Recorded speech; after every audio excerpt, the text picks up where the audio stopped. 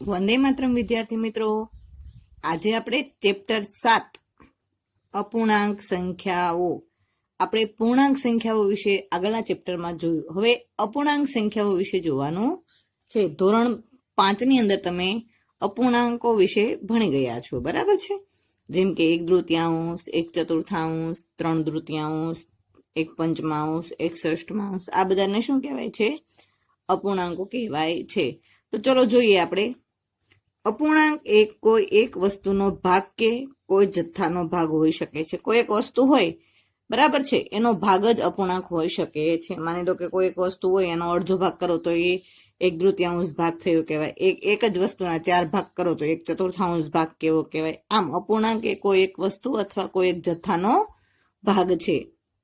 જુઓ, જે અપૂર્ણાંકના અંશ અને છેદ એક સિવાય કોઈ સામાન્ય અવયવ ન હોય, બરાબર, એક સિવાયનો કોઈ સામાન્ય અવયવ ન હોય તો તેને કેવા અપૂર્ણાંકો કહેવાય છે? સાદા અપૂર્ણાંકો કહેવાય છે. જે અપૂર્ણાંકનો અંશ એ છેદ કરતા નાનો હોય તો તે શુદ્ધ અપૂર્ણાંક છે. અંશ અને છેદની તમને ખબર હોવી જોઈએ. માની લો કે મેં આમ લખ્યું છે 1/3, બરાબર છે, 1/2 એટલે એ શું કહેવાય? 1/3. તા ઉપર છે એને શું કહેવાય? અંશ, બરાબર ને? ભાગાકારની જે નીચે છે આને શું કહેવાય? છેદ. તો હવે આપણે શું કહે છે કે જે અપૂર્ણાંકનો અંશ એ છેદ કરતા કેવો હોય છે? નાનો હોય તો એને કેવા અપૂર્ણાંકો કહેવાય? શુદ્ધ અપૂર્ણાંકો કહેવાય છે, બરાબર? તો માની લો કે આમ લખેલું હોય 7/5, તો અંશ એ છેદ કરતા કેવો હોવો જોઈએ? નાનો હોવો જોઈએ. તો આ અંશ અને છેદ છે, બરાબર? છેદ કરતા નાનો હોવો જોઈએ એટલે અંશ આ નાનો છે. તો આ તમે 1/3 લખેલું છે એને શું કહેવાય? શુદ્ધ અપૂર્ણાંક કહેવાય. શું કહેવાય? શુદ્ધ અપૂર્ણાંક, બરાબર છે. જે અપૂર્ણાંકનો અંશ એ છેદ કરતા કેવો હોવો જોઈએ? નાનો હોવો જોઈએ. એટલે આની કરતા અંશ નાનો હોય તો એને શુદ્ધ અપૂર્ણાંક કહેવાય છે. જ્યારે જે અપૂર્ણાંકનો અંશ છેદ કરતા મોટો હોય, બરાબર છે, માની લો કે આ 7/5 છે તો અંશ કરતા છેદ કેવો હોય?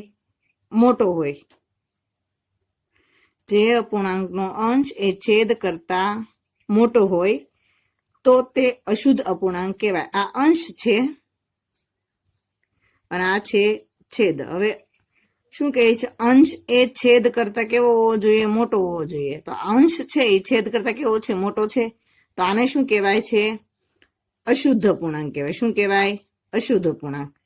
માની લો, જો ફરીથી અહીંયા શુદ્ધ અપૂર્ણાંક કોને કહેવાય? કે અંશ એ છેદ કરતા કેવો હોવો જોઈએ? છેદ કરતા નાનો હોવો જોઈએ અંશે, બરાબર? તો 3/5 છે, આને શું કહેવાય છે? શુદ્ધ અપૂર્ણાંક કહેવાય, બરાબર છે.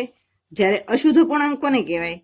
તો કે માની લો કે 8/4, બરાબર છે. તો આને શું કહેવાય છે? અશુદ્ધ અપૂર્ણાંક કહેવાય છે. જે અંશ એ છેદ કરતા કેવો છે? મોટો છે, બરાબર છે. છતાં આપણે સ્વાધ્યાયમાં આગળ જોઈશું. આગળ જુઓ, એક પૂર્ણાંક સંખ્યા અને એક પૂર્ણાંક સંખ્યા અને એક અપૂર્ણાંક સંખ્યા. એક પૂર્ણાંક સંખ્યા એટલે આપણે આમ જોઈએ ને, આમ 1, 2, 3, 4, 5, આ બધી કેવી સંખ્યા કહેવાય? પૂર્ણાંક સંખ્યાઓ કહેવાય. કેવી સંખ્યા કહેવાય? પૂર્ણાંક સંખ્યા. એટલે એક પૂર્ણાંક સંખ્યા હોય અને એક કેવી હોય? અપૂર્ણાંક સંખ્યા. અપૂર્ણાંક કોને કહેવાય? 1/2, 3/8, આવી બધી અપૂર્ણાંક સંખ્યાઓ ના સરવાળાથી બનતી. એટલે માની લો કે 2.3 આ હોય, આ બેનો સરવાળો હોય, આનાથી જે આમ સંખ્યા બને છે, બરાબર, આ બધીને શું કહેવાય? મિશ્ર સંખ્યાઓ કહેવાય છે. એક પૂર્ણાંક સંખ્યા અને એક અપૂર્ણાંક સંખ્યાના સરવાળાથી બનતી સંખ્યાને મિશ્ર સંખ્યા અથવા મિશ્ર અપૂર્ણાંક કહેવાય છે. આગળ જોઈએ, સ્વાધ્યાય 7.1. પ્રશ્ન 1 છે, છાयांकित કરેલ ભાગનો અપૂર્ણાંક લખો. આ તમે છાयांकित કરેલ ભાગ દેખે છે આકૃતિના, એના આપણે અપૂર્ણાંક સ્વરૂપે લખવાના છે. તો પ્રથમ ભાગ છે, જુઓ, એક આકૃતિ આપેલી છે, બરાબર? એને સરખા જ ભાગ પાડેલા છે. કેટલા ભાગ પાડેલા છે? જુઓ તો 1, 2, 3 ને 4. કેટલા ભાગ છે? ટોટલ 4 ભાગ છે, બરાબર છે. તો અહીંયા લખી શકાય, તમારે વિગતવાર લખવાનું છે. સરખા કેટલા ભાગ છે? અહીં લખવાનું, સરખા ભાગ 4, બરાબર છે. હવે એમાં છાयांकित કરેલા, બરાબર, કેટલા ભાગ છે? તો 1 અને 2. તો અહીંયા લખવાનું છાयांकित કરેલ ભાગ, 2 બરાબર છે। હવે અપૂર્ણાંક સ્વરૂપમાં કેમ લખશો તો કે છાંયાંકિત કરેલ ભાગને અંશમાં લખવાનું અને કુલ ભાગને છેદમાં લખવાનું। એ આપણે 5મા ધોરણમાં પણ શીખી ગયા છે। તો આને કેમ લખી શકાય 2/4 બરાબર। સમજ પડી ગઈ। તમારે બધી જ આકૃતિમાં આ રીતે લખવાનું। પહેલા સરખા ભાગ લખવાના, પછી છાંયાંકિત કરેલા ભાગ લખવાના અને પછી આ રીતે અપૂર્ણાંક સ્વરૂપે લખવાનું છે। હવે 2 નંબરની આકૃતિ જુઓ। ટોટલ કેટલા સરખા ભાગ છે તો કે 1 2 3 4 5 6 7 8 9। તો 9 ક્યાં આવશે? છેદમાં આવશે। ઓકે। હવે છાંયાંકિત કરેલ ભાગ કેટલા છે તો કે 1 2 3 4 5 6 7 ને 8। તો કે 8 અંશમાં આવશે। બરાબર। આ થઈ ગયો બીજાને આપણે અપૂર્ણાંક સ્વરૂપે લખ્યું। ત્રીજી આકૃતિ જુઓ। કેટલા સરખા ભાગ પાડેલા છે? 4। તો છેદમાં કેટલા આવશે? 4 આવશે। બરાબર છે। છાંયાંકિત કરેલ ભાગ કેટલો છે? 1। તો અંશમાં કેટલો આવશે? 1। તો શું લખી શકાય? 1/4। બરાબર છે। એ જ રીતે આગળ જુઓ। 4 નંબરની આકૃતિમાં ટોટલ કેટલા ભાગ છે તો કે 1 2 3 4 5 ને 6। તો છેદમાં 6। છાંયાંકિત કરેલ ભાગ કેટલા છે તો કે 1 2 3 ને 4। તો અંશમાં 4। બરાબર છે। આગળ આ એક બોક્સ દેખાય છે એટલે કે લંબચોરસ। એમાં ટોટલ કેટલા ચિત્રો છે જુઓ તો ચિત્રો આપણે જોઈએ 1 2 3 4 5 6 7 8 9 10 11 ને 12। કેટલા છે? 12 છે। બરાબર। તો છેદમાં કેટલા લખવાના? 12। છાંયાંકિત કરેલ ભાગ કેટલા છે તો કે 1 2 3 4 5। તો અંશમાં કેટલા લખવાના? 5। તો હું બન્યો 5/12। આગળ આ જુઓ।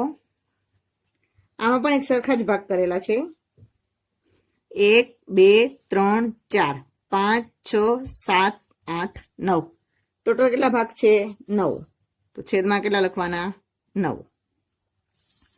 કેટલા ભાગ છાંયાંકિત કરેલા છે તો કે 1 2 3 4। કેટલા ભાગ છે? 4। તો બરાબર। અંશમાં કેટલા લખવાના? 4। આ જ રીતે આગળ જે છે જુઓ। 7 નંબરની આકૃતિમાં એક જ ચિત્ર છે। એના કેટલા ભાગ પાડેલા છે?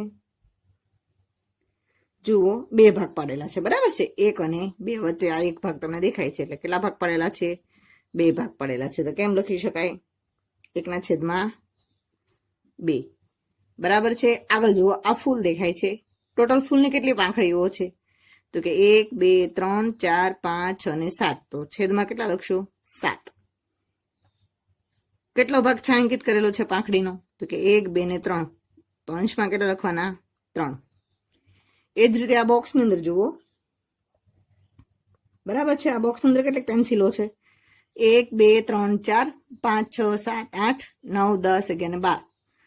તો 12 પેન્સિલો છે એટલે છેદમાં લખ્યું 12। હવે આમાં છાંયાંકિત કરેલ પેન્સિલ કેટલી છે તો કે 12 છે। તો ઉપર લખ્યા 12। હવે 12/12 એટલે 12 ઉડી જાય એટલે આપણે 1 પણ લખી શકીએ અથવા 12/12 પણ લખી શકો। બરાબર છે। આગળ જોઈએ પ્રશ્ન 2। પ્રશ્ન 2 માં શું કહે છે? આપેલ અપૂર્ણાંક મુજબ રંગ ભરો। આમાં તમે નીચે અપૂર્ણાંકો આપેલા છે। આમાં આપણે રંગ ભરેલો હતો એટલે છાંયાંકિત કરેલો ભાગ હતો અને અપૂર્ણાંક સ્વરૂપે લખતા હતા પ્રશ્ન 1 ની અંદર। હવે પ્રશ્ન 2 ની અંદર અપૂર્ણાંક આપેલા છે અને આપણે છાંયાંકિત કરવાનો છે ભાગને। બરાબર છે। ચલો જોઈએ શું છે પહેલામાં 1/6। તો 6 ભાગ છે સરખા કરેલા ગણો તો 1 2 3 4 5 ને 6। ઓકે। એક આકૃતિના કેટલા ભાગ કરવાના? 6 ભાગ કરવાના। ઉપર કેટલા લખ્યા છે? 1। તો કેટલા ભાગને રંગ વાળો કરવાનો? 1 ભાગને। બરાબર છે। તો હું 1 ભાગમાં રંગ પૂરી નાખું છું। બરાબર છે। આગળ જોઈએ બીજી આકૃતિમાં શું કહે છે? ટોટલ કેટલા ભાગ કરવાના ત્રિકોણના? 4 ભાગ કરવાના। તો કે 1 2 3 ને 4। 4 ભાગ કરેલા છે। કેટલા ભાગને છાંયાંકિત કરવાનો તો કે ઉપર અંશમાં કેટલા લખ્યા છે? 1। તો કેટલા ભાગને કરવાનો? 1 ભાગને। કોઈ પણ 1 ભાગને છાંયાંકિત કરો। ચલો મેં આ ભાગને વચ્ચેના ભાગને છાંયાંકિત કરી નાખ્યો। ઓકે। આગળ જુઓ 3 નંબરની આકૃતિમાં શું કહે છે? 1/3 એટલે કોઈ પણ વસ્તુના 3 સરખા ભાગ પાડવાના। તો 3 સરખા ભાગ પડ્યા 1 2 ને 3। હવે કેટલા ભાગમાં રંગ પૂરવાનો કીધો છે તો કે અંશમાં લખ્યો છે 1। તો કેટલા ભાગમાં આવશે? 1। તો કોઈ પણ 1 ભાગમાં રંગ પૂરો। મેં આ ભાગમાં રંગ પૂર્યો।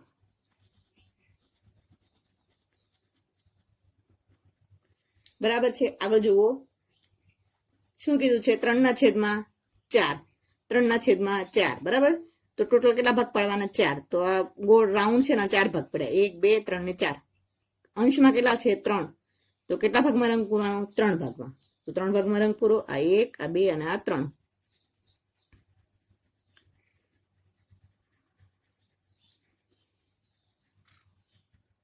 બરાબર છે, આ 3 ભાગમાં રંગ પૂરો છે. આગળ જોઈએ પ્રશ્ન 3. શું કહે છે પ્રશ્ન 3?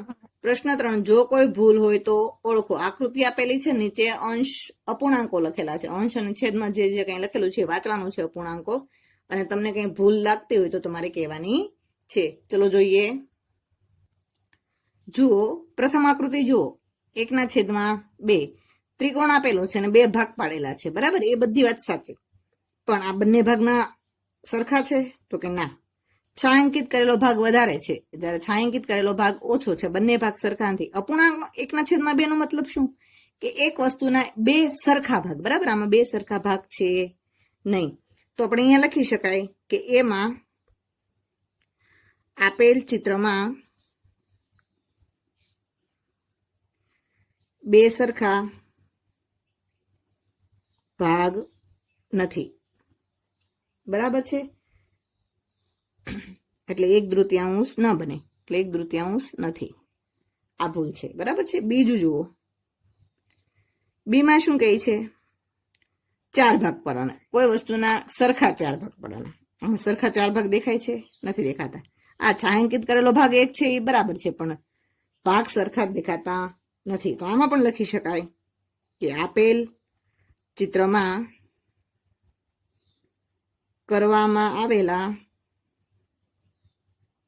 ભાગ સરખા નથી. તો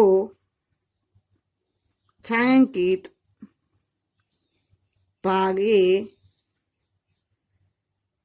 આખા ભાગનો, બરાબર, આપણે આખા ભાગનો જ કહેવાય ને, આખા ભાગનો 1/4 ભાગ નથી. બરાબર છે. સી જો, સી આકૃતિમાં જુઓ તમે, શું કહે છે? સી આકૃતિમાં એક વસ્તુના સરખા 4 ભાગ અને 3 ભાગ છાંયાંકિત કરેલા. 3 ભાગ છાંયાંકિત કરેલા દેખાય છે, પણ સરખા છે નથી. તો આ આકૃતિમાં એવો જ જવાબ આવશે જેવો 2 નંબરની આકૃતિમાં આવ્યો અને પ્રથમ આકૃતિમાં આવ્યો. શું આપેલો કહેવાનું છે કે જો આપેલ ચિત્રમાં કરવામાં આવેલ ભાગ સરખા નથી. તો છાંયાંકિત ભાગ એ આખા ચિત્રનો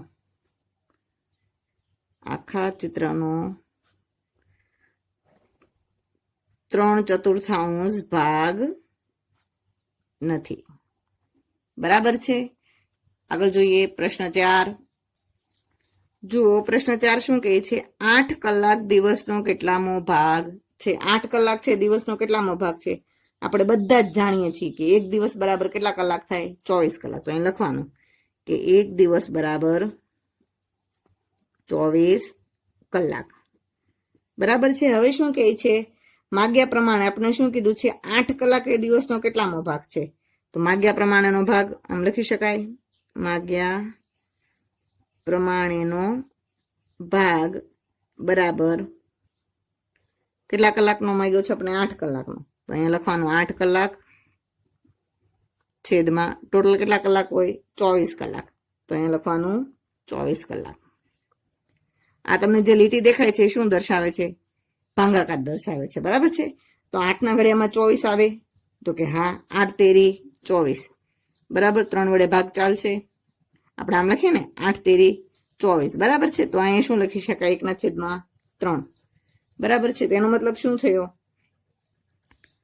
આમ આપણે કહી શકીએ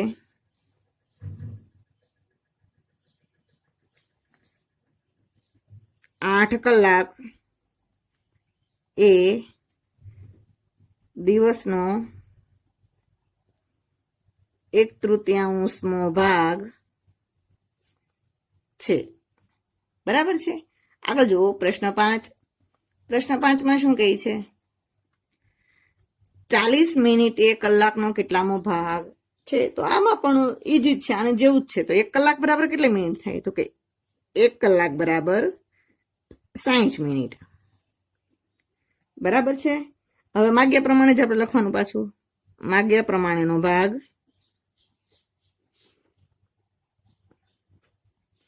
કેટલું કીધું તો આપણને? 40 મિનિટ કીધું. તો ઉપર કેટલા લખવાના? 40 મિનિટ. છેદમાં ટોટલ મિનિટ કેટલી છે? 60 મિનિટ. સરખે સરખું ઉડી જાય, એકમનો 0 0 ઉડી ગયા. વધ્યા કેટલા? 4 ના છેદમાં 6. તો 4 ના ભાગ પડે બરાબર. 2 દુ 4 અને 3 ના 3 દુ 6. આમાં સરખું સરખું શું છે? 2 ઉડી ગયા. વધ્યા કેટલા? 2 ના છેદમાં 3 બરાબર. 2 ના છેદમાં 3. તો આમ લખી શકાય. આમ 40 મિનિટ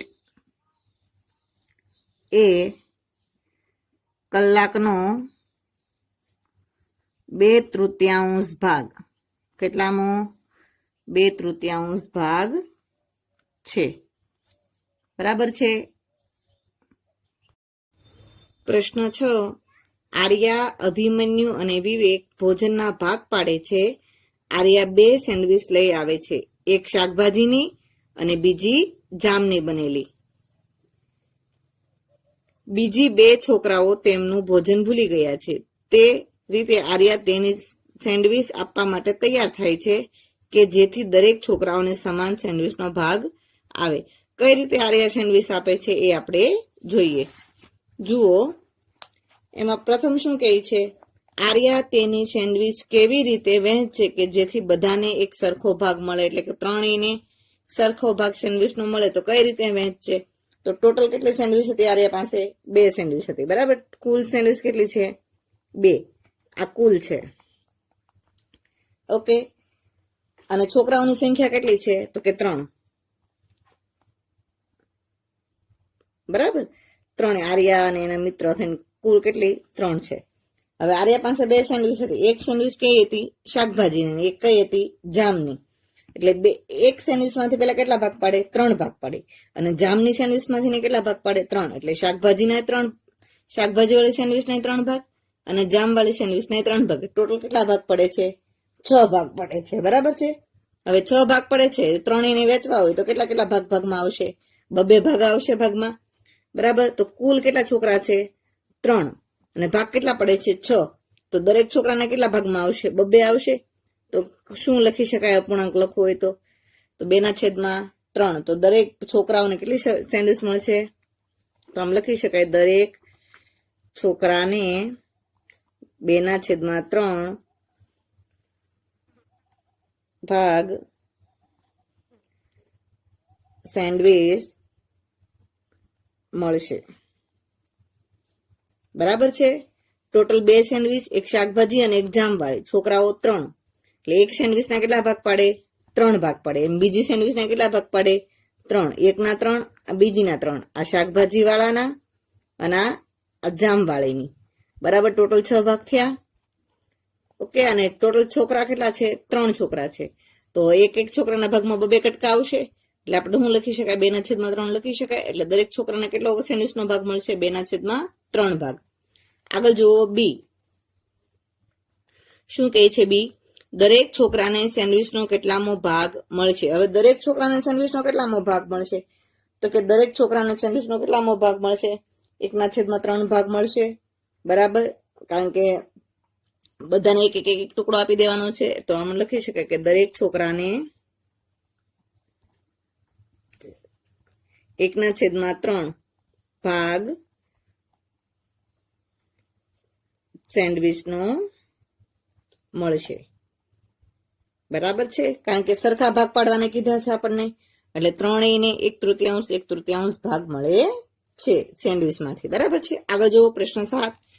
શું કહે છે પ્રશ્ન 7? કંચન કપડાને ડાય કરે છે. તે 30 કપડાને ડાય કરે છે. તેણે 20 કપડા ડાય કરી દીધી. તો તેણે કેટલામાં ભાગના કપડાને ડાય કરી હશે? ટોટલ કેટલા રોજના કરે? 30 કપડા ડાય કરે છે. એમાં 20 તો એને કરી જ નાખી છે ઓલરેડી. તો કેટલા ભાગના કપડા એને ડાય કર્યા છે એ જોવાનું છે. તો પેલા કુલ લખી નાખવાના. તો ડાય કરવાના કુલ કપડા ની સંખ્યા કેટલી છે? તો કે કુલ રોજ 30 કરે છે, બરાબર, 30 લખ્યા. કેટલા કરી નાખ્યા છે એને? તો તેણે ડાય કરી દીધેલા કપડાની સંખ્યા કેટલી છે? તો કે 20. બરાબર છે. તો તમને ખબર છે 20 ના છેદમાં શું આવશે? 30. તો અપૂર્ણાંકમાં લખવું હોય તો ડાય કરી દીધેલા કપડાનો અપૂર્ણાંક શું લખી શકાય? ડાય કરેલી કુલ સંખ્યા અને છેદમાં કુલ કપડાની સંખ્યા. બરાબર. ડાય કરી લીધેલ કપડાની સંખ્યા છેદમાં કુલ સંખ્યા. બરાબર. કેટલા કપડા કરી લીધા હતા? તો કે 20. તો કે 20 ના છેદમાં 30. કુલ 30 હતા. હવે છેદ ઉડે તો કે હા 0 0 ઉડી ગયા. વધ્યા કેટલા? તો કે 2 ના છેદમાં 3. બરાબર. કેટલા ભાગના કપડાને ડાય કરવા કરીએ છે એને એમ કહેવાય? તો કે 2 ના છેદમાં 3 ભાગના કપડાને ડાય કરી હોય એમ કહી શકાય. આગળ જોઈએ. પ્રશ્ન 8. 2 થી 12 સુધીની પ્રાકૃતિક સંખ્યાઓ લખો. તેમાંના કેટલામાં ભાગની અવિભાજ્ય સંખ્યાઓ છે એ આપણે કહેવાનું છે. તો તમને પહેલા તો પ્રાકૃતિક સંખ્યા કોને કહેવાય એ ખબર હોવી જોઈએ. તો બરાબર. તો આ પ્રાકૃતિક સંખ્યા આપણે ક્યાંથી કીધી છે? 2 થી 12 સુધી. એટલે કે 2 થી 12 સુધીની પ્રાકૃતિક સંખ્યા કેટલી આવશે? તો કે 2, 3, 4, 5, 6, 7, 8, 9, 10, 11 અને 12. 2 થી 12 કીધી એટલે 2 લખી લેવાના અને 12 પણ લખવાના. બરાબર છે. અહીં કુલ કેટલી સંખ્યા મળી જોવો તો 1, 2, 3, 4, 5, 6, 7, 8, 9, 10 ને 11. કુલ સંખ્યા કેટલી છે? તો કે 11. કુલ સંખ્યા 11. બરાબર છે. હવે એમાંથી આપણે શું કીધું છે? અવિભાજ્ય સંખ્યાઓ. બરાબર. અવિભાજ્ય સંખ્યાઓ કીધું છે. આ 11 સંખ્યામાંથી આપણે અવિભાજ્ય સંખ્યાઓ શોધવાની છે કે જેને ભાંગી ન શકાય. તો કઈ કઈ આવશે અવિભાજ્ય સંખ્યાઓ? અવિભાજ્ય સંખ્યાઓ કઈ કઈ આવશે? 2, 3, 5, 7 અને 11. આ કેટલી છે? અવિભાજ્ય સંખ્યાઓ. બરાબર. હવે અવિભાજ્ય સંખ્યાઓની સંખ્યા ગણો તો કુલ કેટલી અવિભાજ્ય સંખ્યાઓ છે? તો તમે કહેશો 5. 1, 2, 3, 4 ને 5.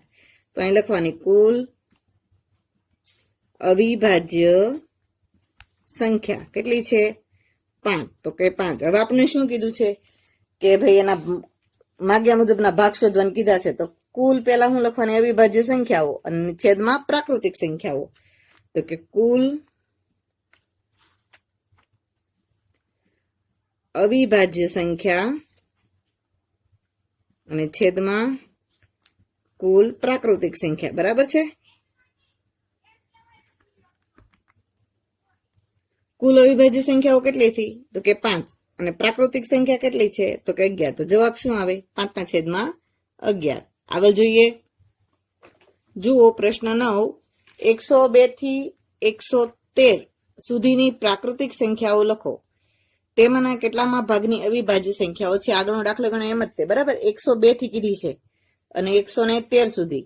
તો કઈ કઈ આવશે? તો કે 102, 103, 104, 105, 106, 107, 108, 109, 110, 111, 112 અને 113. ટોટલ સંખ્યા ગણો કુલ. તો કે 1, 2, 3, 4, 5, 6, 7, 8, 9, 10, 11, 12. કેટલી છે? 12. તો અહીં લખવાની કુલ સંખ્યા. તો કે કુલ પ્રાકૃતિક સંખ્યા કેટલી છે? તો કે 12. બરાબર છે. હવે એમાં કીધું અવિભાજ્ય સંખ્યાઓ. આપણે જે આ 12 સંખ્યા શોધી એમાંથી અવિભાજ્ય સંખ્યાઓ ગોતવાની છે કે જેને ભાંગી ન શકાતો હોય. બરાબર છે. તો કઈ આવશે? 103 આવશે.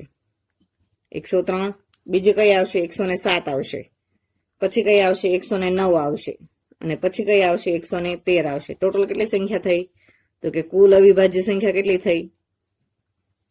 4 થઈ. ઓકે, 4. જેમ આગળના દાખલામાં લખ્યું હતું એ જ પ્રમાણે કુલ અવિભાજ્ય સંખ્યા છેદમાં કુલ પ્રાકૃતિક સંખ્યા બરાબર છે. અવિભાજ્ય સંખ્યા કુલ કેટલી હતી તો કે 4 અને પ્રાકૃતિક સંખ્યા કેટલી હતી તો કે 12. બરાબર. તો શું જવાબ આવશે 4/12. તમારે છેદ ઉડાડો હોય તો ઉડાડી શકો છો. બરાબર છે. 4 ઘડિયામાં 12 આવે તો કે 4 તેરી 12. તો કેટલો જવાબ આવશે 1/3. આગળ જુઓ પ્રશ્ન 10. આપેલ વર્તુળ જેમાં ચોકડીની નિશાની છે એનો અપૂર્ણાંક શું છે? ટોટલ કેટલું આપેલી છે આકૃતિ ગણો તો 1 2 3 4 5 6 7 8. બરાબર. ટોટલ કેટલી આકૃતિ છે તો કે 8. તો વર્તુળની સંખ્યા કેટલી છે તો વર્તુળની સંખ્યા બરાબર કુલ 8 છે. બરાબર. એમાં ચોકડી કેટલામાં કરેલી છે તો કે 4માં. તો અહીં લખવાનું ચોકડી કરેલ વર્તુળ કેટલા છે 4. બરાબર. અપૂર્ણાંક શોધવાનો કીધો છે. શું આવશે 4/8 માગ્યા અપૂર્ણાંક. તો હું લખવાનું માગ્યા પ્રમાણે શું લખવાનું ચોકડી કરેલ વર્તુળની સંખ્યા ચોકડી કરેલ વર્તુળની સંખ્યા છેદમાં કુલ વર્તુળની સંખ્યા. બરાબર છે.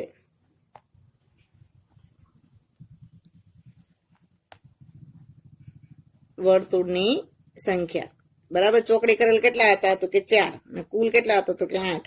કેટલા આવ્યા 4/8. છેદ ઉડે છે તો કે હા 4 દુ 8. તો કેટલો આવે 1/2. આમ આકૃતિ જુઓ તો પણ આપણને ખબર પડી જાય કે 1/2 જવાબ આવશે. આગળ જુઓ પ્રશ્ન 11. શું કહે છે પ્રશ્ન 11 ની અંદર? ક્રિસ્તીને તેના જન્મદિન પર સીડી પ્લેયર મળ્યું. તેણીએ 3 સીડી ખરીદી હતી અને 5 બીજી ભેટમાં મળી. એના દ્વારા ખરીદેલ સીડીની સંખ્યા અને ભેટમાં મળેલ સીડીની સંખ્યાનો કુલ સીડીની સંખ્યાનો કયો અપૂર્ણાંક ભાગ છે એ કહેવાનું છે. એટલું જ યાદ રાખવાનું છે. પેલા એને ખરીદેલી કેટલી છે તો કે ક્રિસ્તીને ખરીદેલી સીડી બરાબર કેટલી છે તો કે 3. બરાબર છે. એને મળેલી ભેટમાં કેટલી છે તો કે 5. આ ભેટમાં મળેલ કેટલી છે 5. ટોટલ કેટલી થઈ ક્રિસ્તીન પાસે ટોટલ કેટલી થઈ તો કે 3 ને 5. બરાબર. કુલ સીડી 3 + 5 એટલે કેટલી થઈ 8 થઈ. ઓકે.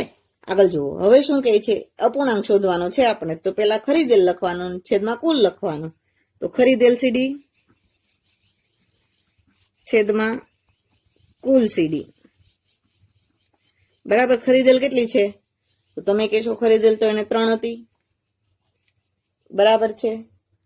તો 3 અને કુલ કેટલી હતી તો કે 8. કુલ 8. આ શેનો થયો ખરીદેલનું છે. ક્રિસ્તીલે ખરીદેલ એનું છે અપૂર્ણાંક. બરાબર. આ ક્રિસ્તીલ ને ખરીદેલનો અપૂર્ણાંક છે. ખરીદેલ સીડીનો અપૂર્ણાંક. હવે જુઓ હવે શું કરવાનું હવે ભેટમાં મળેલ જોવાનું. તો અહીંયા લખવાનું કે ભાઈ ભેટમાં મળેલ સીડીનો અપૂર્ણાંક જોવાનું છે આપણે. તો શું આવશે તો પેલા લખવાનું ભેટમાં મળેલ સીડી છેદમાં કુલ સીડી. ભેટમાં મળેલ કેટલી હતી તો કે 5. બરાબર છે. ને છેદમાં ટોટલ કેટલી હતી તો કે 8. તો કેટલા લખવાના 8. ભેટમાં મળેલ કેટલી હતી 5 અને ટોટલ 8 એટલે જવાબ શું આવશે 5/8. બરાબર છે. ફરીથી આખો દાખલો જુઓ. જો એને ક્રિસ્તીલ પાસે કુલ 3 સીડી હતી એને ભેટમાં 5 મળી એટલે 3 ને 5 ટોટલ એની પાસે કુલ કેટલી થઈ 8. હવે ખાલી તમને ભેટમાં મળેલ શોધવાનું કે તો શું આવશે 5/8 અને ખરીદેલનો અપૂર્ણાંક કે તો શું આવશે 3/8. વંદે માતરમ વિદ્યાર્થી મિત્રો.